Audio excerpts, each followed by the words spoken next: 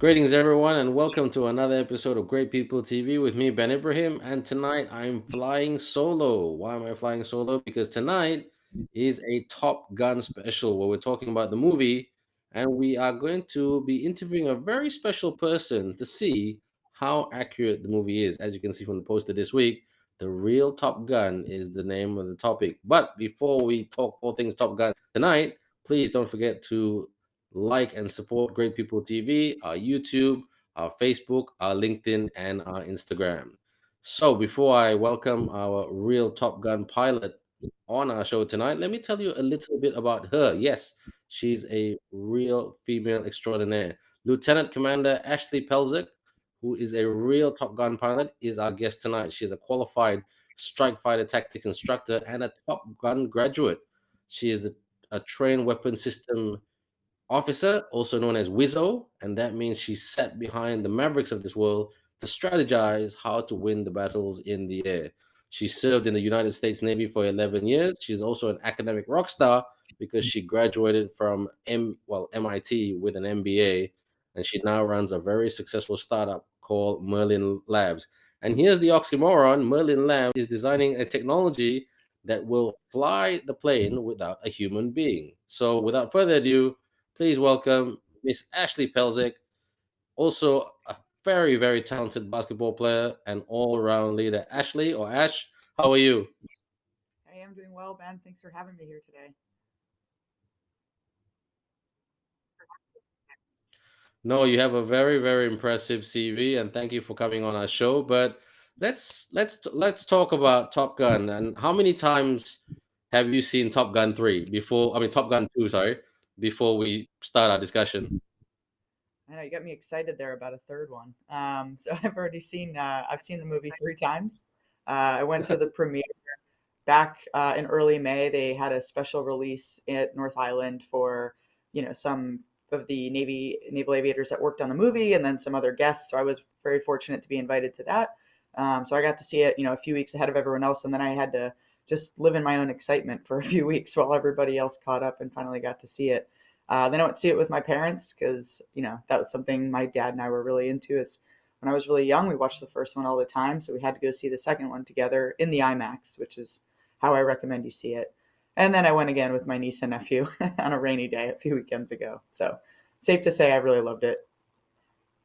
No, no. Now let's talk about what you just said, really loving it, because I mean, once we got connected and you're really a friendly person and you told me the story on the phone or on video that you became a naval aviator because you fell in love with the movie Top Gun 1 when the movie came out in 1986 with Tom Cruise and Anthony Edwards.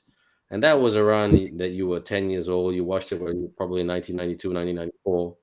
So you got inspired by Top Gun and you applied for Top Gun because you saw the movie. So when you graduated, so when you got into Top Gun, which is really, really hard, by the way, like, what was the expectation? Like, did you say when you were working there, studying there, did you say, wow, this is the real thing? Or, oh my God, the movie is so far from the truth. Which one was it? I'd say it's somewhere in the middle. I think my path to Top Gun was not necessarily direct. I really loved the movie as a kid. I was actually obsessed with the video game, even just listening to the opening. It has the opening soundtrack when you let the video game play on the Nintendo, which dates me a bit.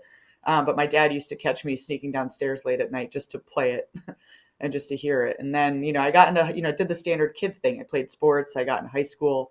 I didn't really think too much about it. I wasn't that one that just saw it once and then that's all I ever wanted to do in life.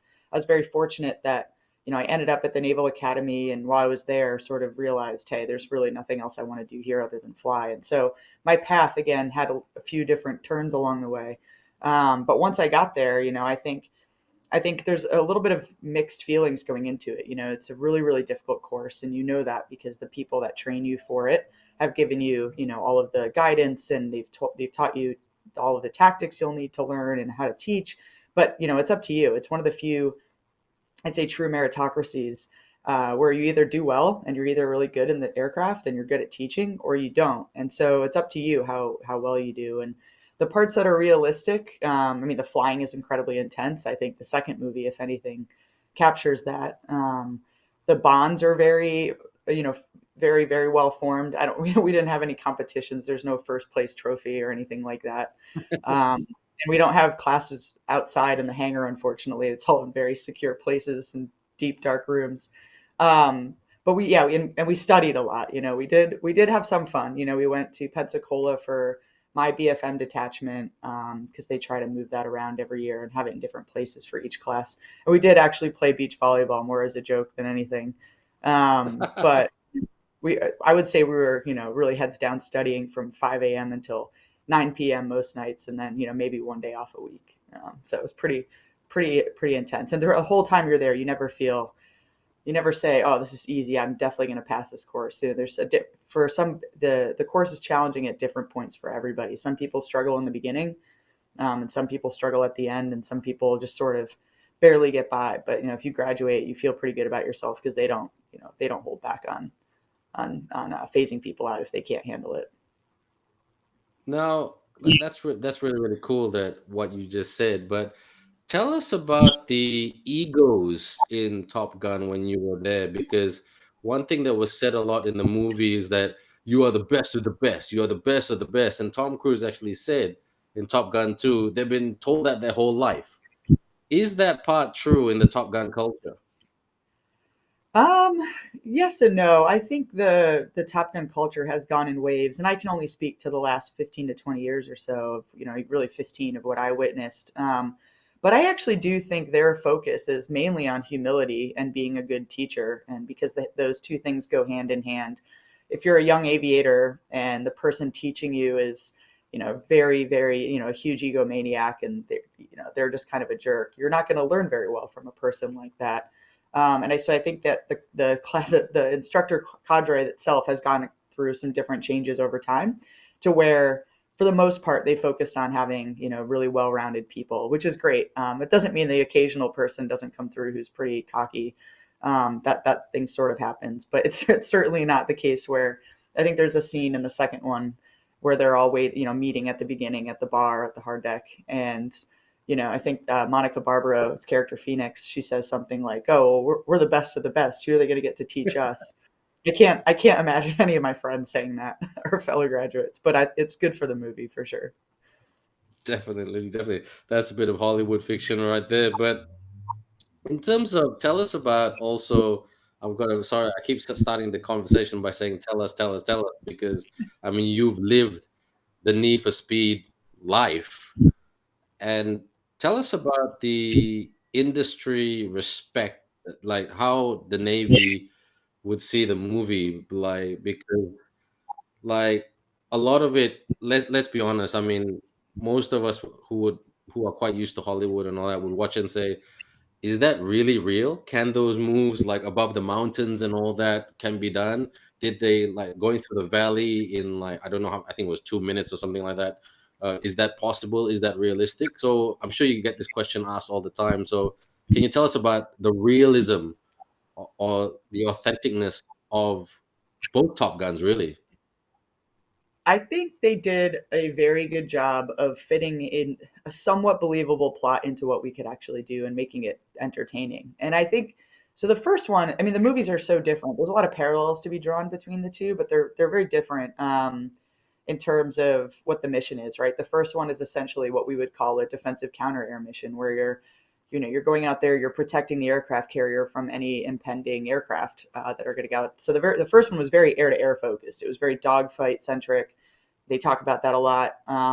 Whereas the second one, I would say, the first one obviously featured the Tomcat, the F-14. The second one, the Navy has now transitioned mostly to the F-18 Super Hornet. And so they had to find a mission that made sense for that aircraft. And what they call the F-18 is sort of a Swiss Army knife, jack of all trades, master of none. We can do air to ground or air to surface bombing missions. We can fight air to air.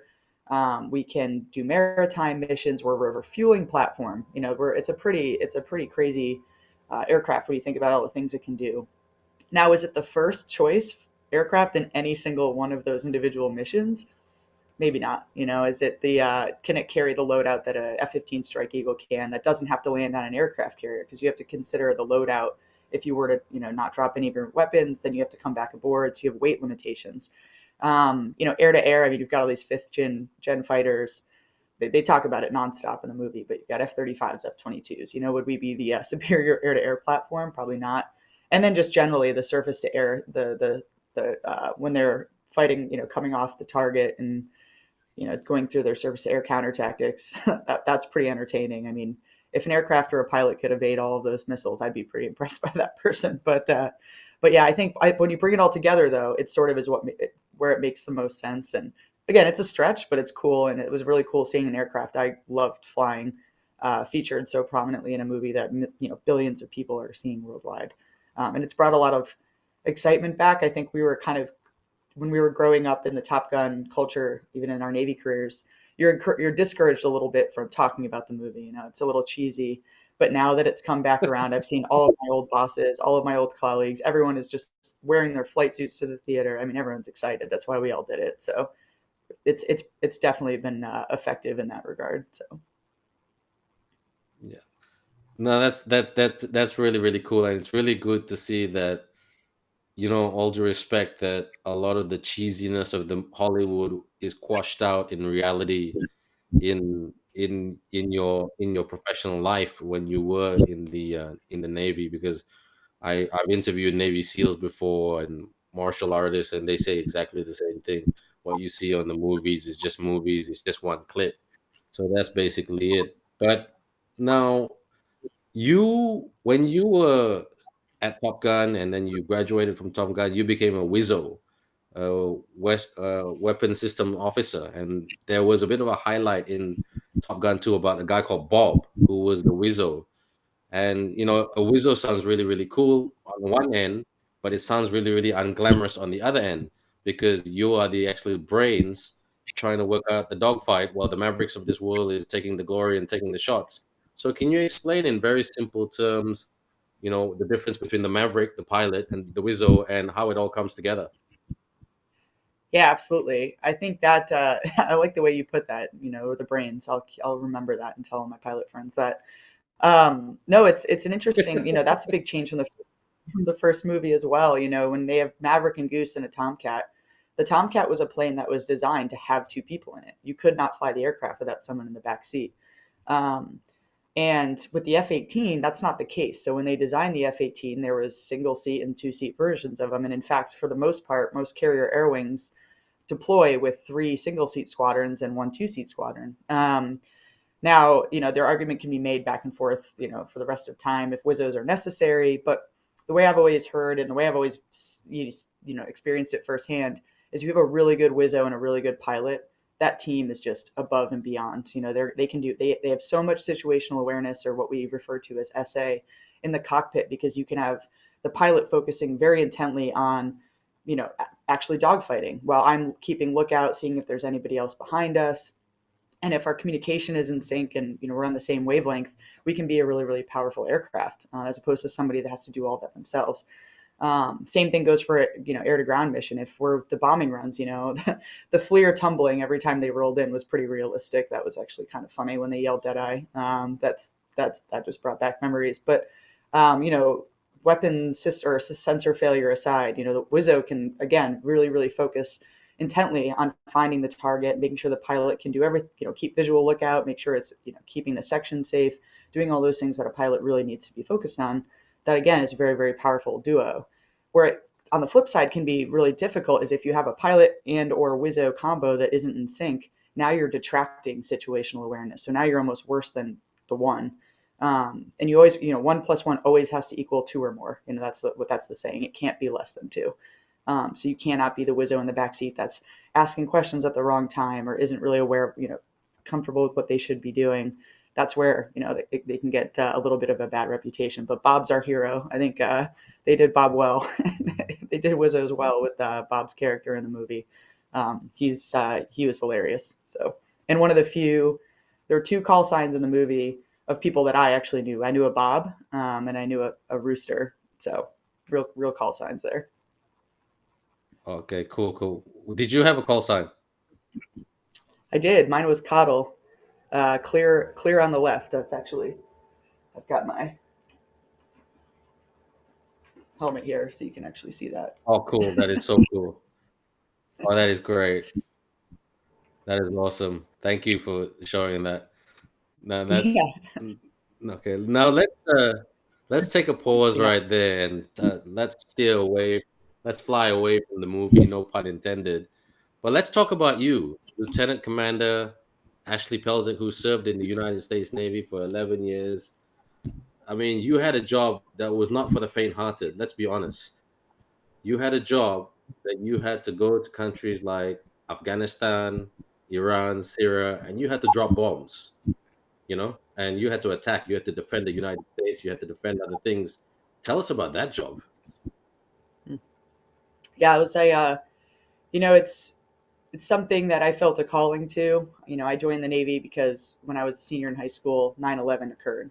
So I was in that unique time frame where, there was a really, really big threat to our country, domestically, here.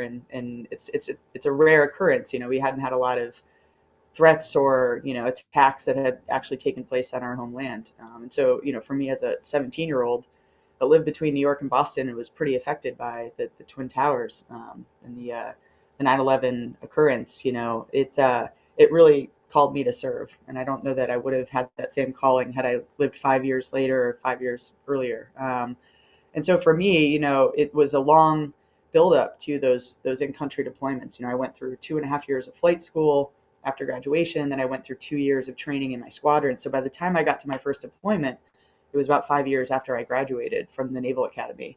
Um, so I actually felt very prepared. This was something I wanted to do. It was something I felt that we were on the right side of history for. And, the time I spent overseas, both in 2011 and 2017, when I deployed again in Syria, and as you mentioned, Iraq, that it changed, the landscape had changed a lot. We went from flying over Afghanistan towards the end of the Operation Enduring Freedom in 2011, and then to see what was happening with ISIS in Syria was a whole different war. Even though it didn't seem that way to most people at home who didn't hear much about it or who didn't really know what was going on. Because the thing that'll always stick with me is just what was happening to people on the ground, innocent civilians on the ground, and not being looked after by their own governments. And we take that for granted, I think, here in the States and elsewhere abroad sometimes, that we have it really good. And having been exposed to a place that few people in the world have ever seen and few people have had to encounter is very, very it's very humbling, but it's also very harrowing. And so I think just having, it's not an easy job, as you mentioned. It's not for the faint of heart, and it's not something you take lightly. You come back every day and you sort of shake off that flight and go about your business because you believe in your heart it's the right thing to do. But it's definitely not an easy job. Did you have any psychological scars when you first started doing that? Because, like, I mean, at the end of the day, it's not your choice to fire. It's someone from the higher up telling you permission to launch, permission to fire. Yeah, it's a really good question. I mean, I think I was very fortunate. I think the missions I was involved in were all very well thought out. We had very good training. We knew what we should do, what we shouldn't do, what to avoid.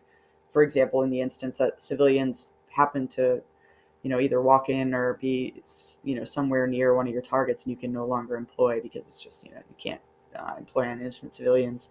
Those things, I was lucky. I was involved in a lot of missions that were executed very correctly. I have friends that were either involved in situations where the intelligence maybe wasn't fully there when they launched, and the target that they attacked maybe wasn't the right, not necessarily not the right target, but had innocent people nearby that ended up being a byproduct of the effects of the mission.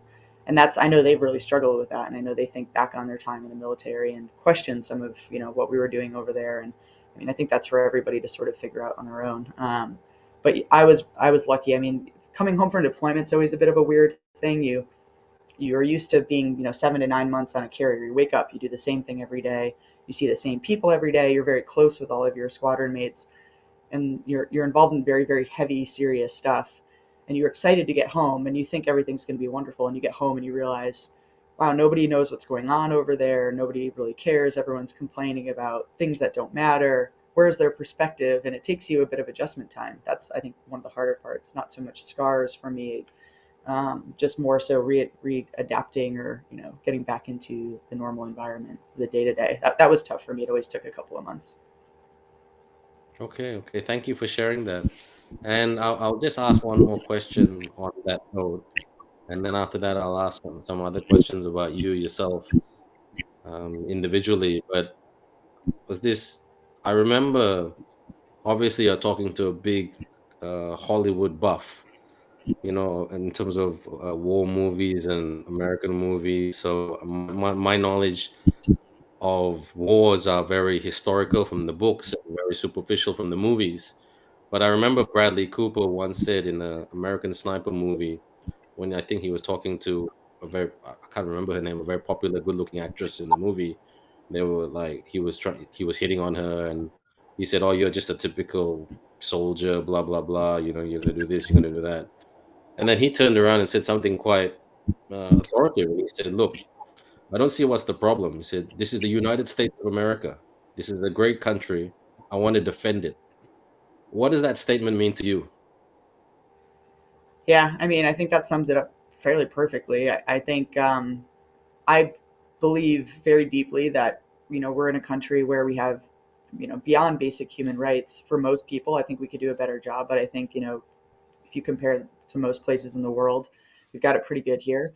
I've grown up with very, very dedicated parents and a wonderful family, and they've gone on to have their own wonderful families. So I feel almost compelled to protect and defend, the life that we have here and the life that we've all been able to build. And if that meant, serving for about 11 years, then, that was the right thing for me to do. It's not for everybody. I do get that too. But I loved it. I mean, it set me up for so many opportunities and the best of friendships and a lot of hard times. I mean, another thing I left out that's really accurate in the movie is, I've lost a lot of friends in aviation in various military mishaps.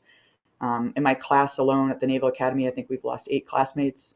And then throughout my military flying career, I've lost I think last time I counted, it was 18 friends in aviation related mishaps. And I think Maverick says it, and I think it's said in the first movie, and I think Maverick says it, in the second movie as well. After his mentor says it in the first, is something about, if you live long enough, you're lucky you haven't lost anyone yet. If you live long enough in this business, you will, something along those lines. And I remember hearing that in flight school. So they tell you that day one, like, look around the room, in 10 years, one or two of you based on percentages won't be here. That's how dangerous this job is. So again, all of that, wrapped back up to your main question.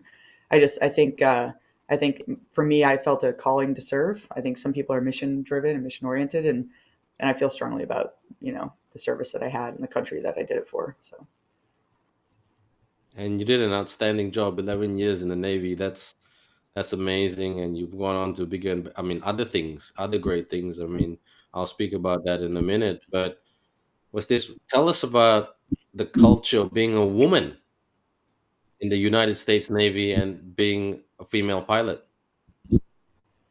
yeah, I mean, it's changed. It's one of those things. I saw it when I even starting off at the Naval Academy in 2002. There were, I think my class had around 16 or 17%, it was 16 or 17% female. I think we graduated around 10 or 11. So pretty small percentage. I think the classes now are up to 25, 30%. So there's so much change in such short periods of time. And I was somebody who benefited from just really, really positive change in the Navy. I had really positive experiences in flight school, and I think that's where it starts. I think if your first exposure to the community is negative and they don't give you a chance, I think that can really, really taint the rest of your career. So I was lucky to have really great classmates to kind of bond with, and we were friends all the way through. We saw each other in the fleet, we saw each other for years, we still see each other when we can. But the instructors I had treated me very well, and then that sort of snowballed in a positive way. Up, almost uphill, where by the time I got to the fleet, I was welcomed with mostly open arms. And I think everyone has a hard time as a new guy. I don't think I was treated any differently when I had a hard day than my male colleagues or counterparts were. I think I was treated fairly. If anything, I almost think sometimes I had a little bit of an advantage. I think if you're a woman that joins the squadron and you do really well, it's not that you're not expected to. It's just that a lot of the commanding officers want to see that happen and they want more women to join. So they feel compelled to help support your career. And that's what I had. I had tons of support. I mean, I had commanding officers that are, coming to my wedding, and people who supported me when I was transitioning out of the military, who really didn't have to. They could have said, "Oh, you're not staying in. All right, good luck in your next steps." But they set me up with people to talk to. They wrote me recommendation letters for grad school. I had massive amounts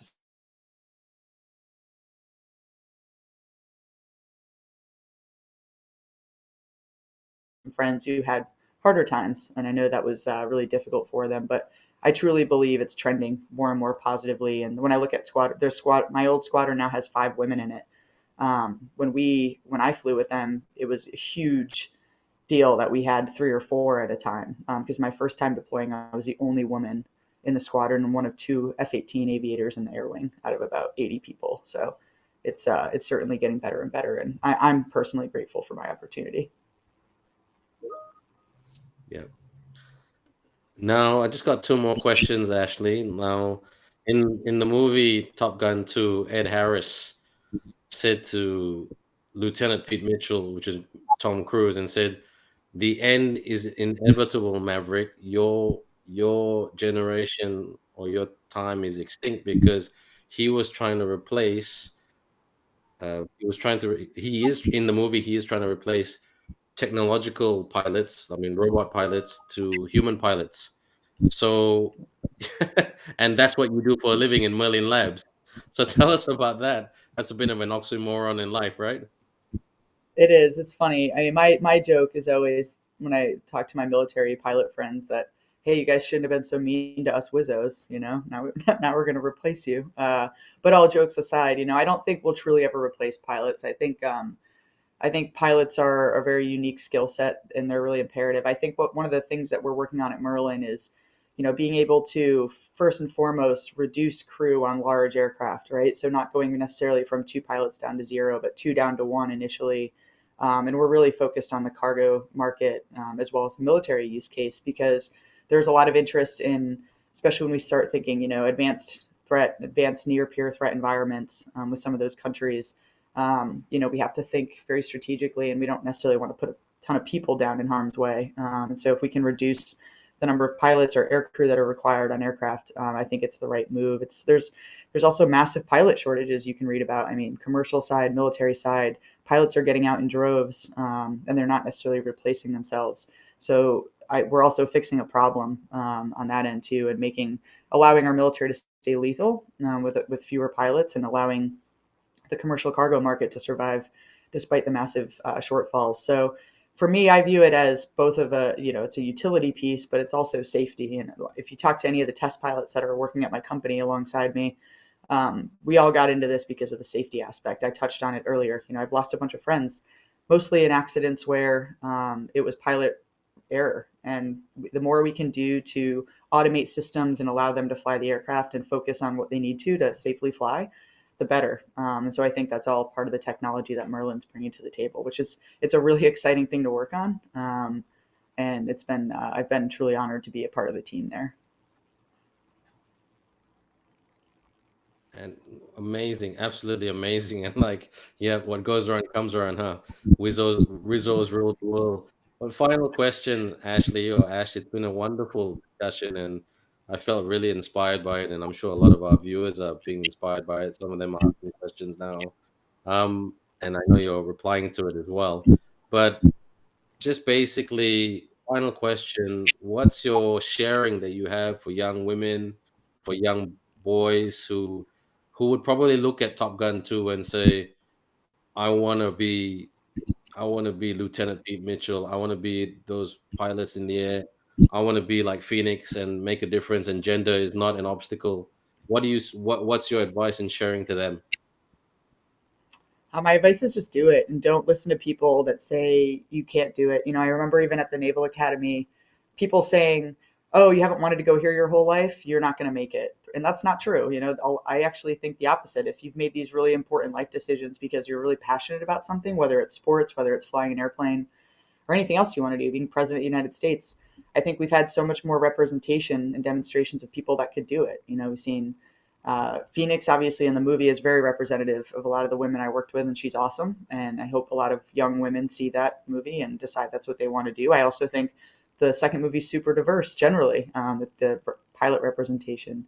And I think the military could really stand to benefit from more diversity. And I know that's a big effort for them. And I hope this movie helps promote that. And I just think, I hope any kid that didn't picture themselves flying before they saw the movie sees someone that looks like them or acts like them or talks like them and now thinks they can do it. So my message is just don't let anybody tell you you can't do it.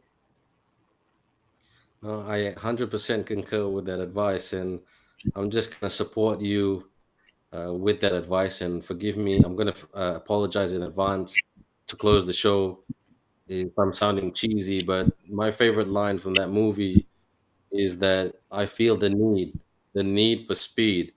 Anthony Edwards said that to Tom Cruise every time they flew, and that just gave you this adrenaline pumping. And I'm from sports, so that adrenaline pumping line can just pump you up in a matter of seconds.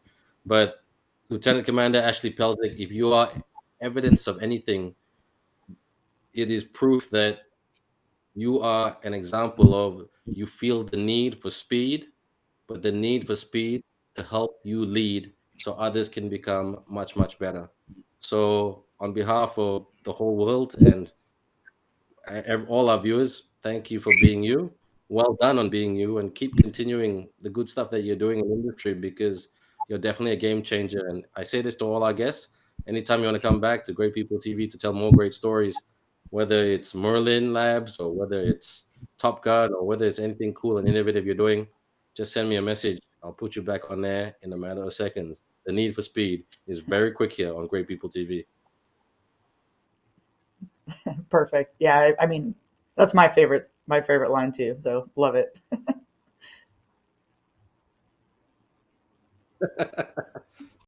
Thanks so much, Ashley. You take care, yeah, and thanks for being you. Amazing interview. Thank you so much. And there she is, just like the plane on Top Gun. She's gone, but she has left a really, really good impression. And thank you so much to Ashley Pelzek for sharing that. It's been a great discussion, everybody. But before I go, please don't forget to support us.